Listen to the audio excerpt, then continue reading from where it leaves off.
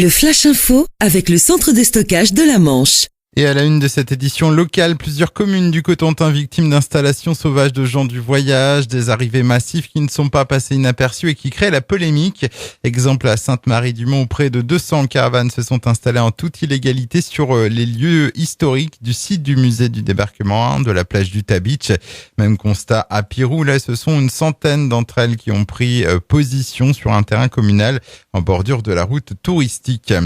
La ministre des Armées Florence Parly et le Premier ministre australien Malcolm Turnbull étaient à Cherbourg hier. Ils ont inauguré un bâtiment dédié au contrat australien de Naval Group, ex-DCNS, signé en avril 2016. Ce programme d'un montant de 35 milliards d'euros au total porte sur la construction de 12 sous-marins dérivés du Barracuda français. Une cinquantaine d'ingénieurs australiens avec leurs familles doivent s'installer dès cet été à Cherbourg. Deux blessés légers dans une collision entre deux véhicules hier sur la commune de Neufménil. Une douzaine de sapeurs-pompiers ont été mobilisés. Les victimes ont été prises en charge et évacuées vers l'hôpital de Coutances. Un peu plus tard, une seconde collision, toujours entre deux véhicules, est survenue à hauteur de Crampon. Là encore, un blessé léger a été admis aux urgences de Coutances. Une voiture qui prend feu sur la 84 hier matin entre Saint-James et Montour, en Ille-et-Vilaine. L'incident aurait été causé suite à un problème moteur. Le feu a été rapidement maîtrisé par les secours. Aucun blessé à signaler.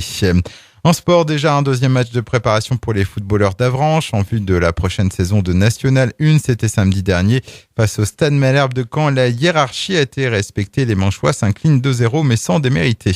Et puis de l'athlétisme également. Une Cherbourgeoise qui brille au championnat de France Espoir à Albi. Eugénie Hu a décroché le titre hier aux 800 mètres en battant une nouvelle fois son propre record.